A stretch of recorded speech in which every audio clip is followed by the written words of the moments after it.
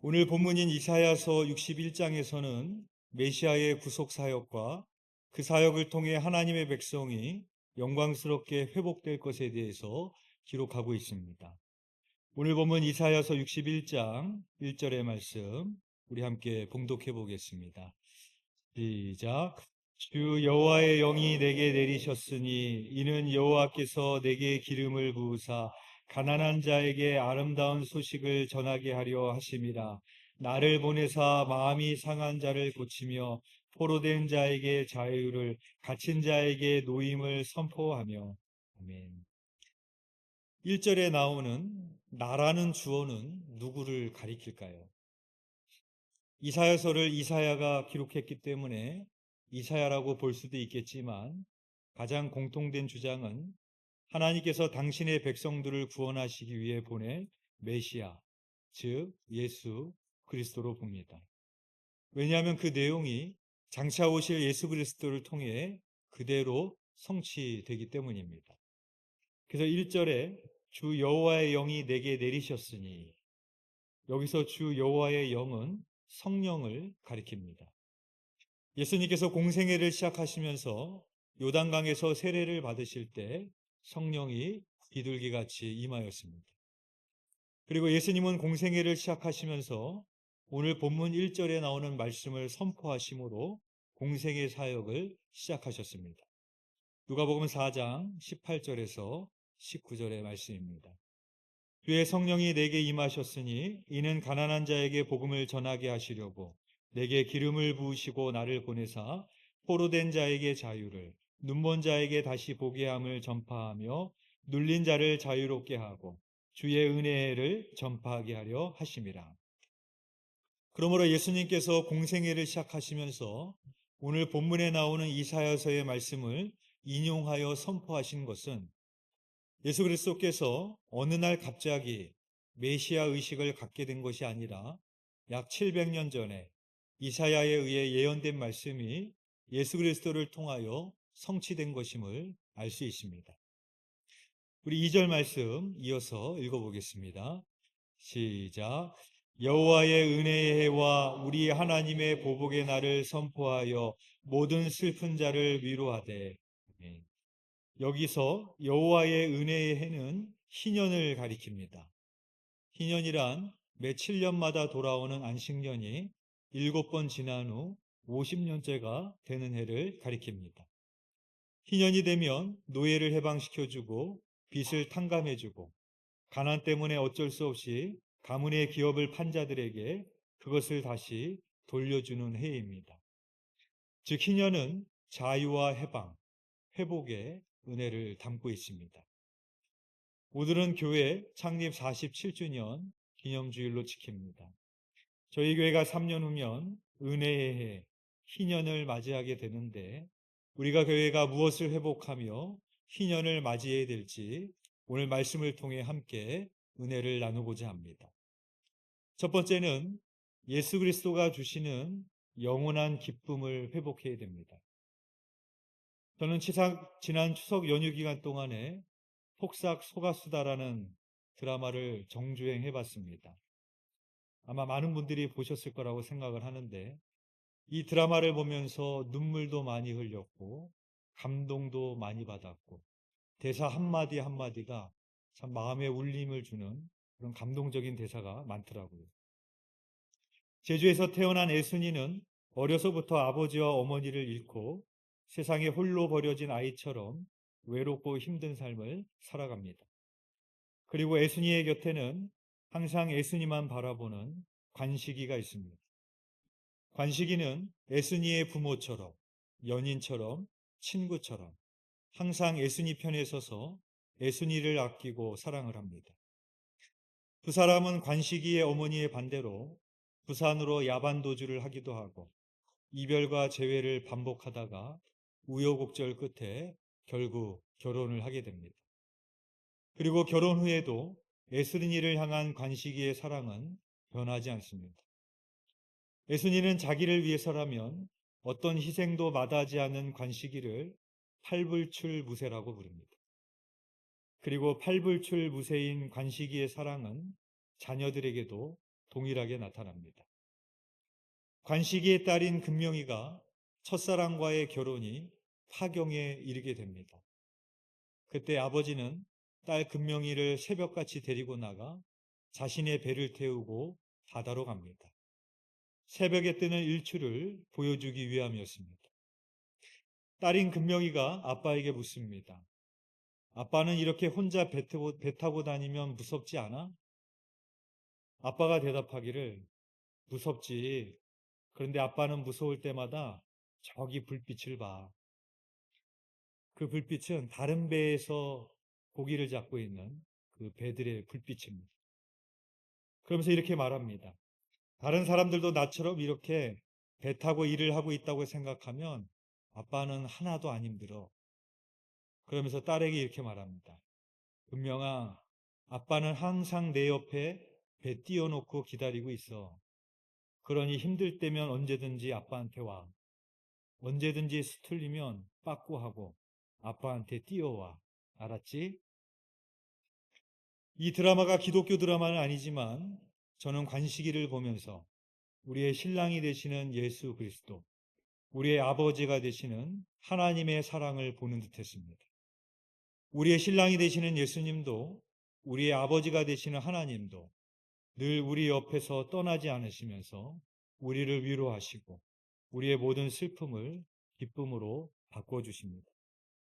오늘 본문 2절에서 3절 말씀 우리 함께 읽어보겠습니다. 시작. 여호와의 은혜의 해와 우리 하나님의 보복의 날을 선포하여 모든 슬픈 자를 위로하되 무릇 시온에서 슬퍼하는 자에게 화관을 주어 그 죄를 대신하며 기쁨의 기름으로 그 슬픔을 대신하며 찬송의 옷으로 그 근심을 대신하시고 그들이 의의 나무 곧 여호와께서 심으신 그 영광을 나타낼 자라 일컬음을 받게 하려 하심이라. 아멘. 예수 그리스도는 당신의 백성들을 위로하시는데 슬퍼하는 자에게 화관을 주어 그 죄를 대신하며 기쁨의 기름으로 그 슬픔을 대신하며 찬송의 옷으로 그 근심을 대신하신다고 말씀하십니다. 성경에서 극도의 슬픔과 고통 가운데 있을 때 죄를 머리에 뒤집어 쓰고 옷을 찢는다라는 표현이 나옵니다. 여기서 죄란 불에 태우고 남은 잔재를 말하는데 죽음과 같이 절망스러운 상황에서 비통한 심령을 표현하기 위해서 머리에 뒤집어 썼던 것입니다. 그런데 예수 그리스도께서는 당신의 백성의 머리에 있는 죄를 완전히 제거하시고 화관을 대신 씌워 주실 것이라고 말씀합니다. 여기서 화관이란 페헤르라는 단어인데 반짝이다라는 의미의 단어에서 유래된 말로서 사람을 영화롭게 하고 빛나게 한다라는 의미를 가지고 있습니다. 즉 예수 그리스도는 비통한 자의 슬픔을 닦아주시고 당신의 백성을 영화롭게 해주시는 분입니다. 관식이는 결국 암으로 사랑하는 예순이와 자녀를 두고 먼저 세상을 떠납니다. 남편이 죽은 후에 홀로 남겨져 할머니가 된 예순이가 자신의 인생을 돌아보면서 이렇게 말을 합니다. 제가 문소리 씨의 연기를 감히 흉내를 한번 내보겠습니다. 굉장히 인상적인 장면이었어요. 자기가 쓴 시집을 이렇게 가슴에 이렇게 포매기면서 이렇게 얘기합니다. 나 너무 좋아. 나 너무 좋아. 자녀들 앞에서 이렇게 얘기를 합니다. 사실 애순이가 관식이를 만나서 부자가 된 게 아닙니다. 가난하게 살았고 평생 고생하면서 살았습니다. 그런데 애순이가 이렇게 고백할 수 있었던 것은 애순이가 사람들에게 버림받고 힘들고 울고 있을 때마다 관식이는 항상 애순이의 슬픔과 눈물을 닦아주는 사람이었습니다.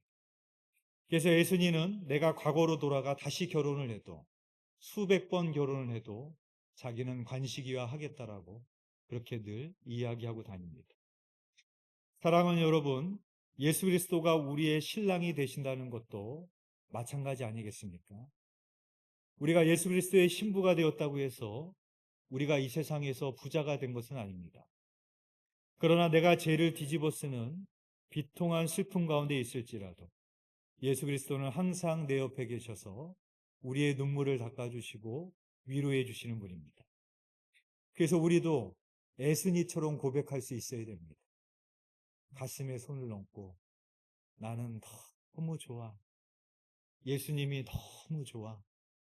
예수님 만나서 나는 너무 행복해. 우리도 이렇게 고백을 할 수 있어야 됩니다. 그래서 우리가 신년을 맞이해서 회복해야 될 고백이 10절에 나옵니다. 우리 10절 말씀 우리 함께 읽어보겠습니다. 시작. 내가 여호와로 말미암아 크게 기뻐하며 내 영혼이 나의 하나님으로 말미암아 즐거워하리니 이는 그가 구원의 옷을 내게 입히시며 공의의 겉옷을 내게 더하심이 신랑이 사모를 쓰며 신부가 자기 보석으로 단장함 같게 하셨습니다. 아멘. 내가 주님의 신부로 살았다는 것 하나만으로, 주님의 위로와 사랑에서 살고 있다는 것 하나만으로 우리는 크게 기뻐하고 행복해 할 수 있어야 되지 않겠습니까? 그런 의미에서 우리가 옆 사람과 한번 인사해 보겠습니다. 인사하실 때 예수님 때문에 나 행복합니다. 한번 인사하겠습니다. 예수님 때문에 나는 행복합니다. 아멘. 진짜시죠? 예. 이 세상의 부자가 아닐지라도 날 구원하시고 나의 위로자가 되시는 그 주님 안에서 살고 있다는 것이 진정한 기쁨이고 즐거움인 줄 믿습니다. 은혜의 희년을 맞이해서 주님으로 인한 기쁨과 행복을 회복하시는 저와 여러분이 되시기를 주님의 이름으로 축복합니다. 희년을 맞이하여 우리가 회복해야 될 것 두 번째는 교회 공동체를 다시 재건하고 다시 일으켜 세워야 됩니다. 오늘 본 부분 이사야서 61장 4절의 말씀입니다. 우리 함께 읽겠습니다. 시작. 그들은 오래 황폐하였던 곳을 다시 쌓을 것이며 옛부터 무너진 곳을 다시 일으킬 것이며 황폐한 성읍 곧 대대로 무너져 있던 것을 중수할 것이며 아멘. 여기에 다시 쌓을 것이며 다시 일으킬 것이며 중수할 것이며 이 부분을 영어 성경으로 보면 이렇게 되어 있습니다. Rebuild, Restore, Renew. 다시 쌓고 다시 일으키고 다시 새롭게 하라라는 것입니다. 4절 말씀은 바벨론 포로에서 귀환하게 될 이스라엘 백성들이 예루살렘을 재건할 것에 대한 말씀입니다. 그러나 여기서 그들이 난 단순히 바벨론 포로에서 귀환한 이스라엘 백성들만 가리키는 것이 아니라 그리스도의 구속으로 구원을 받는 우리 성도들을 가리키는 것입니다. 저희 아들 재영이가 미국에서 태어날 때 출산 예정일이 한참 지났는데도 산모에게 진통이 오지 않았습니다. 그때 제 아내가 너무 힘들어하는 걸 봤습니다. 몸이 힘든 것보다도 그 아이를 너무 보고 싶은데 아이가 빨리 나오지 않으니까 굉장히 힘들어 하더라고요. 그래서 촉진제를 병원에서 놔줬는데도 그래도 진통이 오지 않고 그러다가 겨우 병원에 가서 10시간이 넘도록 진통을 하다가 겨우 힘들게 재영이를 낳습니다. 산모는 사랑하는 자녀를 얻기 위해서라면 어떠한 수고도 마다하지 않습니다. 진통을 아무리 오래 한다고 해서 아이를 포기하는 산모는 없습니다. 자기의 생명까지 걸고도 산모는 아이의 출산을 감행을 합니다. 산모는 아이를 낳기까지 혼신의 힘을 다하여 죽을 힘을 다하여 애씁니다. 사도 바울은 이렇게 말을 합니다. 갈라디아서 4장 19절의 말씀입니다. 나의 자녀들아 너희 속에 그리스도의 형상을 이루기까지 다시 너희를 위하여 해산하는 수고를 하노니. 우리 여자분들에게 다시 아이를 낳으라고 하면 쉽지 않은 대답일 겁니다. 그러나 바울은 내가 너희에게 그리스도의 형상을 이룰 수만 있다면 나는 얼마든지 다시 출산을 한다. 다시 해산하는 고통을 할 준비가 되어 있다. 바울은 그렇게 말하고 있습니다. 바울은 복음을 전하다가 어려움을 만난다고 포기하지 않았습니다. 돌에 맞아 죽을 뻔했고 감옥에 갇히기도 했고 유대인들을 피해서 도망도 다녀야 됐지만 바울은 다시 복음을 전했습니다. 바울은 교회를 세우다가 힘든 일을 만났다고 좌절하지 않았습니다. 다시 교회를 세워나갔습니다. 바울은 교회가 그리스도의 형상을 이루기까지 다시 해산하는 수고를 마다하지 않았습니다. 예순이와 간식이가 우여곡절 끝에 정말로 힘들게 결혼까지 하고 자녀를 낳았지만 그 삶은 순탄하지 않았습니다. 막내 동명이는 어린 시절에 집을 비운 사이에 사고로 먼저 세상을 떠나게 되는 그런 부모의 참담한 아픔을 가지고 살아야 됐고, 첫째 금명이는 공부를 잘해서 서울대를 갔지만 유학을 보낼 돈이 없어서 집을 팔아서 유학을 보냅니다. 그리고 둘째 은명이는 늘 사고뭉치여서 관식이는 평생을 함께해온 자신의 배를 팔아서 은명이가 사고친 뒷수습을 합니다. 그것도 모르고 자기는 아빠처럼 살지 않겠다고 울며 소리를 지르는 은명이에게 애순이가 이렇게 말해줍니다. 니네 아빠는 아직도 저 나이에 하루에 5끼씩 먹으며 일을 한다. 관식이는 애순이와 사랑하는 자녀들을 위해서라면 무릎이 다 망가지고 암이 걸려도 하루에 5끼씩 먹어가며 뱃일을 손에 놓지 않았습니다. 제가 특별히 올해 관악서 찬양제 참석을 독려했던 이유는 단순히 인원 동원을 하자는 것이 아닙니다. 남들에게 좀 보여주자라는 것이 아닙니다. 오늘 본문이 우리에게 말씀하시는 것처럼 리빌드, 리스토, 리뉴, 다시 쌓고 다시 일으키고 다시 새롭게 하자라는 것입니다. 제가 이번 추석에 저희 큰 외삼촌 댁을 다녀왔습니다. 저희 큰 외삼촌 댁이 강남에 있는 감리교회를 다닙니다.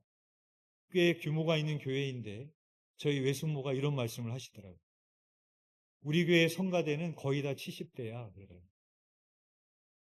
우리 교회 상황도 별반 다르지 않고 고령화로 인해서 한국 교회 상황이 거의 비슷합니다. 그러나 시대가 그렇다고, 상황이 그렇다고 시대를 탓하며 상황을 탓하며 우리가 지낼 수는 없을 것입니다. 그래서 이번 관악서 찬양제가 끝나고 나서 다 빠져나가시면 안 됩니다. 다 예전으로 돌아가시면 안 됩니다. 성가대가 무너지면 예배도 무너집니다. 예배 예단을 지키기 위해서는 성가대에 자원하고 또 찬양팀에도 자원하고 헌신하시는 분들이 있어야 됩니다. 사랑하는 교회 여러분, 우리가 신년을 맞이하여 우리 두드림교회를 다시 재건하고 다시 일으켜 세운 일에 다시 함께 뜁시다. 멀리서 방관하는 구경꾼 되지 마시고 관식이처럼 교회를 사랑하시고 교회를 다시 일으켜 세우는 일에 함께 하시는 저와 여러분이 되기를 소망합니다. 희년을 맞이해서 우리가 회복해야 될 것, 마지막 세 번째는 우리의 정체성과 사명을 다시 회복해야 됩니다. 오늘 보면 6절 말씀 우리 함께 읽어보겠습니다. 시작. 오직 너희는 여호와의 제사장이라 일컬음을 받을 것이라. 사람들이 너희를 우리 하나님의 봉사자라 할 것이며 너희가 이방 나라들의 재물을 먹으며 그들의 영광을 얻어 자랑할 것이니라. 아멘. 하나님은 당신의 백성들이 여호와의 제사장으로 하나님의 봉사자로 일컬음을 받게 될 것이라고 말씀을 하십니다. 출애굽기 19장에 보면 하나님께서는 이스라엘을 열방의 제사장으로 부르십니다. 하나님께서 이스라엘을 열방의 제사장으로 선택하신 이유는 그들만 구원을 받게 하기 위함이 아니라 세계 열방이 구원을 얻게 하기 위함이었습니다. 하나님께서는 교회를 영적 이스라엘로 부르셨고 우리를 왕같은 제사장으로 부르셨습니다. 베드로전서 2장 9절의 말씀입니다. 그러나 너희는 택하신 족속이요 왕같은 제사장들이요 거룩한 나라요 그의 소유가 된 백성이니 이는 너희를 어두운 데서 불러내어 그의 기이한 빛에 들어가게 하신 이의 아름다운 덕을 선포하게 하려 하심이라. 하나님께서 우리를 왕같은 제사장으로 불러주신 이유는 바로 세상의 아름다운 덕, 예수 그리스도의 복음을 선포하게 하려 하심이라고 우리들에게 말씀하고 있습니다. 여러분의 지금 간절한 기도 제목은 무엇입니까? 대부분 우리의 간절한 기도 제목은 건강, 돈, 성공 이런 것들입니다. 그래서 그런데 저는 자녀들의 구원을 위하여 가족의 구원을 위하여 간절히 기도하시는 분들을 봅니다. 그리고 그분들을 보면서 정말로 우리가 간절히 기도해야 될 것이 무엇인지를 깨닫게 됩니다. 당장 우리 자녀가 대학에 입학을 하고 취업을 하고 우리 남편이 사업이 잘 되고 이러한 것들도 중요하겠지만 그보다 더 중요한 것은 구원받는 것 아니겠습니까? 하나님께서 우리를 우리 가정의 제사장으로 불러주셨습니다. 하나님께서 우리를 이 지역의 제사장으로 불러주셨습니다. 우리는 내가 속한 삶의 자리에서 복음을 전하는 제사장의 삶을 감당해야 됩니다. 또한 하나님께서 우리가 하나님의 봉사자로 일컬음을 받게 될 것이라고 말씀을 하십니다. 여기서 하나님의 봉사자는 앞에 나온 여호와의 제사장과 긴밀한 연관이 있습니다. 즉 우리는 하나님을 알지 못하는 사람들이 하나님께 나아오도록 그들에게 복음을 전하기 위해서는 그들을 진실되게 섬기는 하나님의 봉사자가 되어야 됨을 말씀하고 있는 것입니다. 하나님을 알지 못하는 사람들이, 하나님을 믿지 않는 사람들이 어떻게 하나님을 믿고 어떻게 하나님께로 나아올 수 있겠습니까? 하나님을 믿는 우리들을 통해서 하나님의 사랑이 보여져야 됩니다. 그래서 마태복음 5장에 보면 예수님께서는 우리가 세상의 빛이라고 말씀하시면서 사람들이 우리의 착한 행실을 보고 우리가 아니라 그들이 하나님께 영광을 돌리게 하라고 말씀하고 있습니다. 하나님이 우리에게 보여주신 진실된 사랑과 섬김으로 이웃에게 다가갈 때 우리는 하나님의 제사장으로 하나님의 봉사자로 일컬음을 받을 수 있습니다. 은혜의 희년을 맞이하여서 우리 교회가 이 지역에 하나님의 제사장으로 하나님의 봉사자로 일컬음을 받아야 됩니다. 이 지역을 섬기고 이 지역의 어려운 이웃들을 돕고 섬겨야 됩니다. 그래서 이번 연말에 사역 신청서를 나눠드립니다. 여러분들 1인 1사역을 하셔야 됩니다. 교사로, 성가대로, 찬양팀으로, 목자로, 선교회장으로, 방송실로, 노방전도로, 중보기도로, 새가족팀으로, 교회 청소로, 지역을 위해서 섬기는 일로, 안내로 여러분들 1인 1사역을 신청하십시오. 올해 보면은 사역 신청서에는 없었지만 본인들이 자원해서 헌신하셨던 분이 계셨습니다. 수요 예배 후에 점심 식사 준비하는 것, 수요 예배 후에 건강체조, 중보기도팀, 노방전도팀, 색소폰팀, 크로마하프팀, 교회 대청소, 제가 시킨 거 하나도 없습니다. 다 본인들이 하나님이 주시는 감동에 따라 자원해서 하시겠다고 해서 했던 사역들입니다. 그분들이 있었기에 가능했던 사역들입니다. 그래서 이번 사역 신청서에는 자원해서 쓸 수 있는 빈칸을 만들어 놓을 겁니다. 그래서 여러분들이 보실 때 그 여러 가지 항목 중에 내가 헌신할 수 있는 부분이 없다면, 그러나 내가 이거는 할 수 있다, 나에게 이러한 감동이 있다 하면은 그 부분에다가 써주시면 좋을 것 같습니다. 은혜의 희년을 맞이해서 우리 두드림교회가 사람들에게 하나님의 제사장으로, 하나님의 봉사자로 일컬음 받기를 소망합니다. 저는 드라마 폭삭 속았수다를 보면서 처음에는 제목의 뜻을 알지 못하면서 봤습니다. 그래서 드라마를 보면서 계속 도대체 뭐에 폭삭 속았다라는 거지, 그렇게 궁금증을 가지고 드라마를 봤습니다.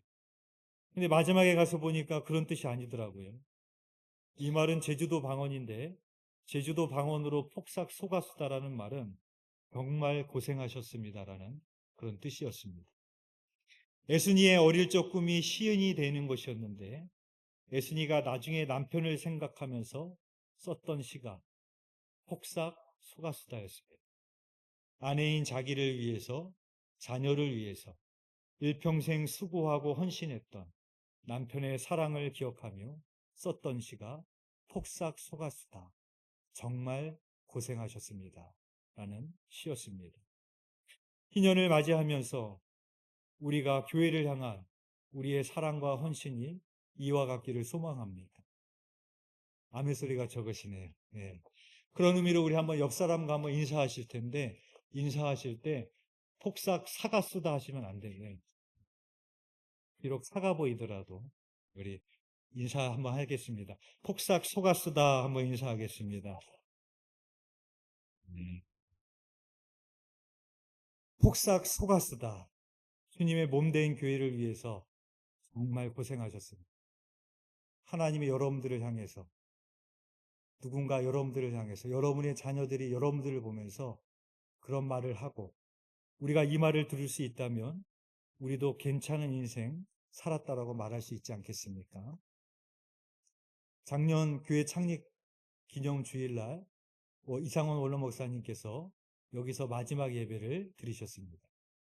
그리고 본인이 성도들과 마지막 인사가 될지도 모른다라는 생각에 오셔서 이곳에서 마지막 인사를 하셨는데 그게 정말로 마지막이 됐습니다. 우리가 그 유언과 같은 우리 원로 목사님의 말씀도 기억하면서 우리가 은혜의 희년을 맞이하며 우리가 회복해야 될 것을 회복하는 저와 여러분이 되시기를 주님의 이름으로 축원드립니다. 오늘 말씀을 준비하면서 특별히 떠올랐던 찬양이 있습니다. 이 시간 우리 오늘 눈물로 함께 찬양하겠습니다.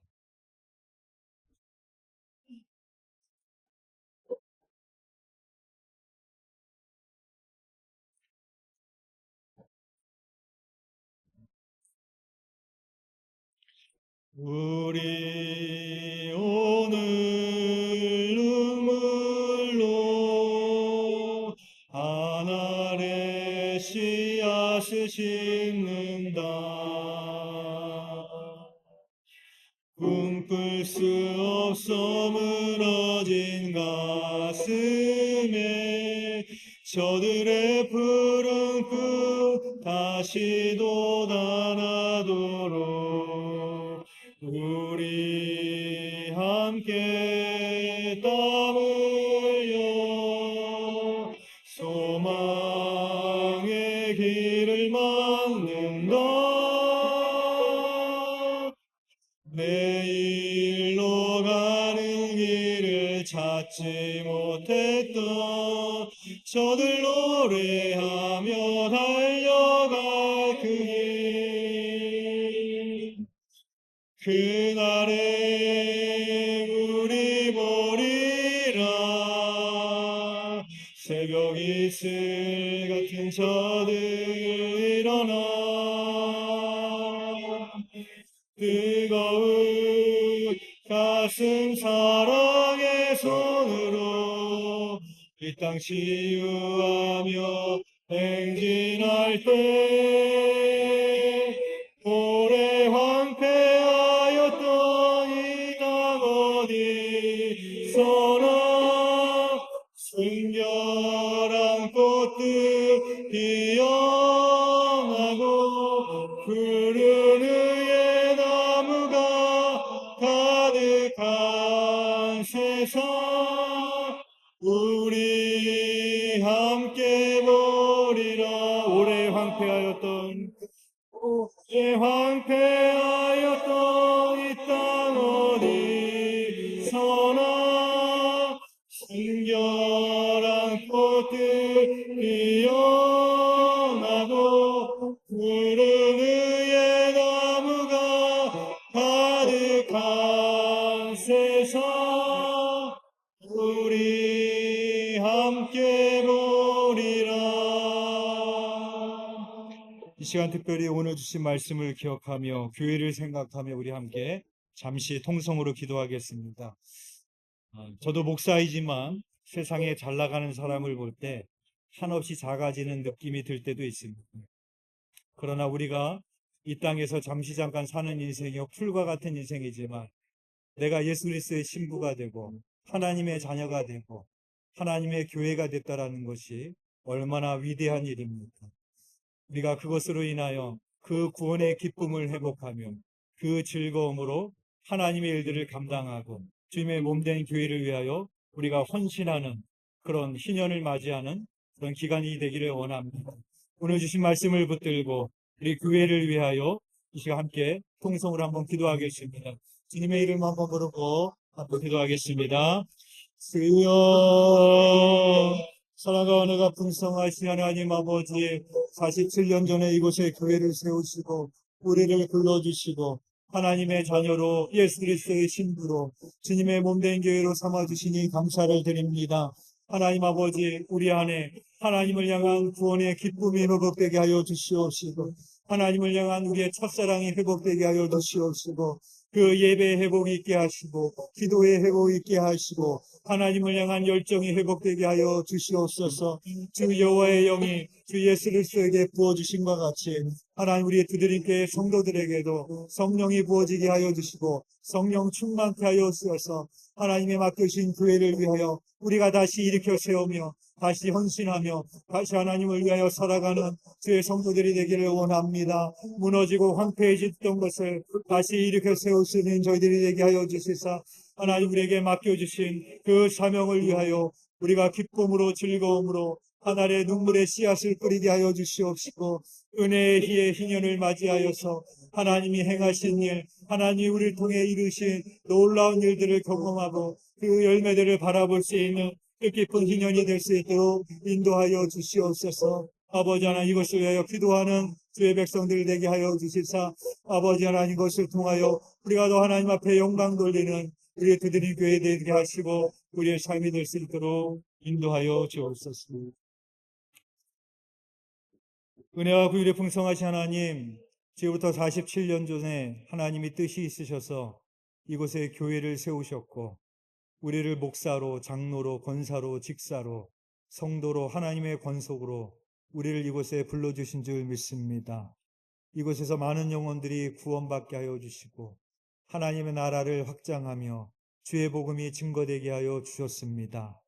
하나님 이제 어느덧 세월이 빠르게 지나서 우리 두드림 교회가 반백년, 50년의 역사를 맞이하게 됩니다. 세월만 무성한 그런 교회 되지 않게 하여 주시옵시고 하나님 우리 안에 잃어버렸던 것이 있다면 내 안에 그 예수 그리스도를 향한 사랑, 예수 그리스도를 향한 나의 고백과 즐거움, 나에게 주셨던 첫사랑, 나에게 있었던 열정, 그 모든 것들이 회복되어지는 시간이 되기를 소망합니다. 우리가 교회를 사랑하여서 다음 세대를 사랑하여서 우리는 비록 이 교회를 우리는 육신으로는 떠나가지만 그들을 위하여 또 마지막으로 사랑하고 헌신하는 관시기와 같은 마음 주셔서 우리가 그것을 위하여 열심히 사랑하고 헌신하고 충성할 때 우리 두드림 교회가 또 100년의 역사를 써내려갈 수 있는 귀한 교회 될 수 있도록 사용하시고 축복하여 주옵소서. 주님께서 이루실 줄 믿사오며 예수 그리스도 이름으로 기도드렸사옵나이다. 아멘.